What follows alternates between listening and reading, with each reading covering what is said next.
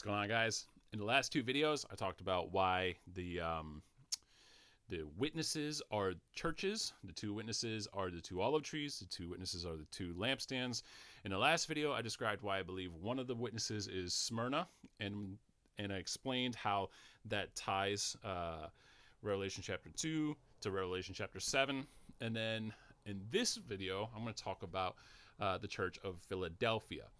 By this point, if you haven't listened to all the other videos previously, most of this is not going to make sense to you. So I'd encourage you to just go ahead and get caught up if you're able, because the rest of this, you're just going to want to argue with me because you think you have a different idea and you're just probably not understanding what I've been doing this entire time unpacking all of this.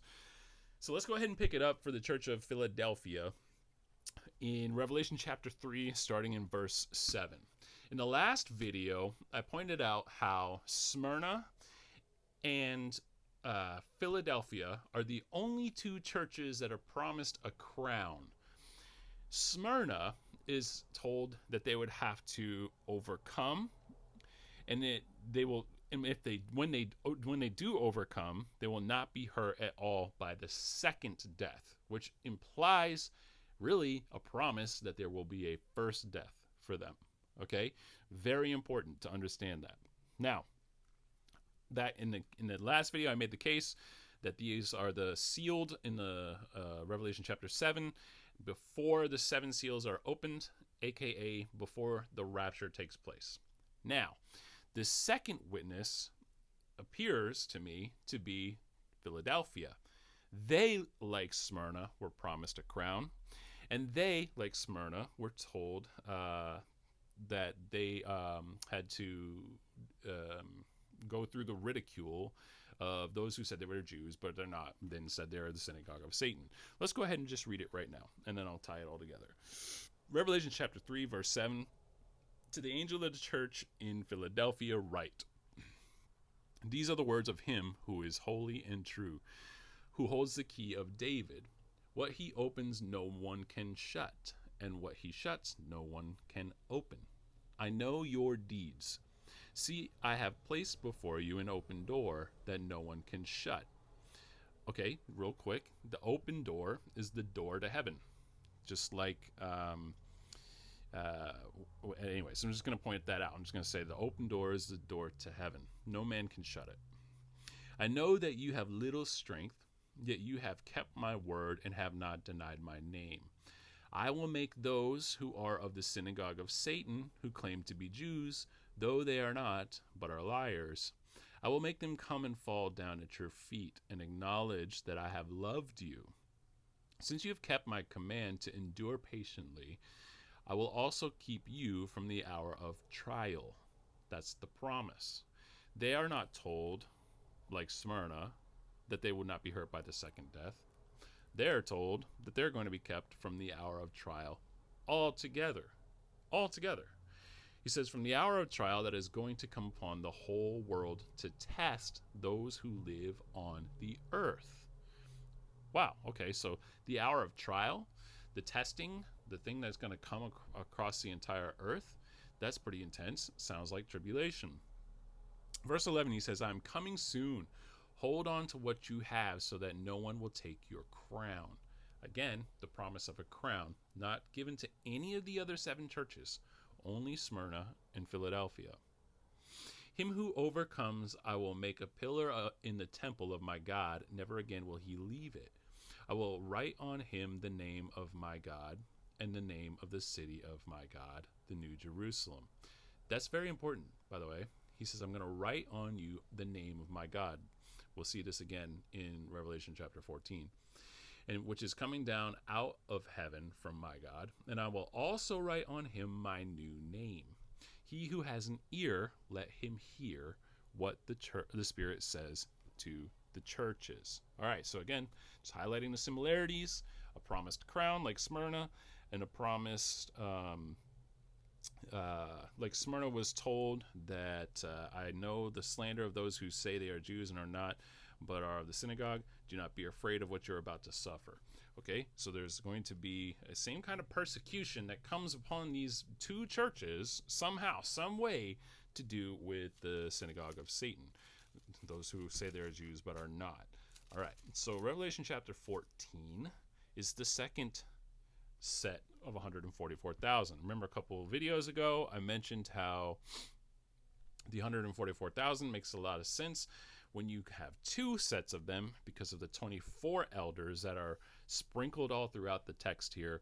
Revelation 4, Revelation 5, Revelation 7, Revelation 11, Revelation 14, all of which are intermingled with these two witnesses and the 144,000, those who are sealed. All right, so why is Philadelphia Revelation 14 and not Revelation 7?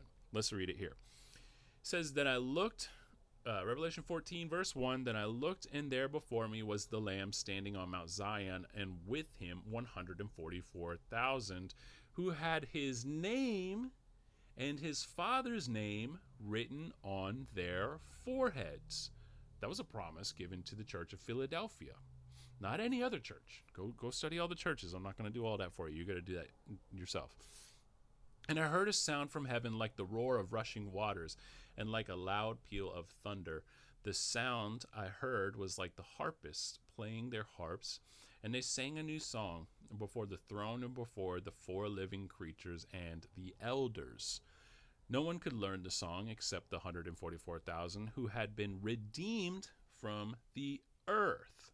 Remember how Philadelphia was told that they would be spared from the hour of trial, redeemed from the earth, purchased by the blood of the Lamb. Okay, I'm getting ahead of myself. These are those who did not defile themselves with women, for they kept themselves pure. They follow the Lamb wherever he goes. And they were purchased. All right, so before I get to the next part, I don't want to gloss over this. Everybody hangs up on verse 4 and on verse 5. Okay, let's back up just a second. Let's skip verse 4 and 5, and let's just read in between them. Well, okay, the second half of verse 4, where it says, they were purchased from among men and offered as first fruits to God and the Lamb. That's very important terminology, because first fruits points to Jesus. These are the first fruits of the church, okay? That's why this makes so much sense to me that Philadelphia has to be this body of believers, Revelation chapter 14, who are the 144,000. Okay, there's going to be more than 144,000 of the Church of Philadelphia that'll be raptured, I'm sure. But for the sake of the two witnesses, we have to understand this 144,000 in this context. These are they that were purchased from among men and offered as first fruits to God and the Lamb and to Jesus and to our Messiah, Yeshua HaMashiach. Okay, that guy, the one who is the bridegroom to the bride of Christ. Okay, very important to understand this. Why does that matter? Because of the parable of the 10 virgins in Matthew chapter 25. Why were they called virgins? Okay, why were they let into the wedding supper of the Lamb?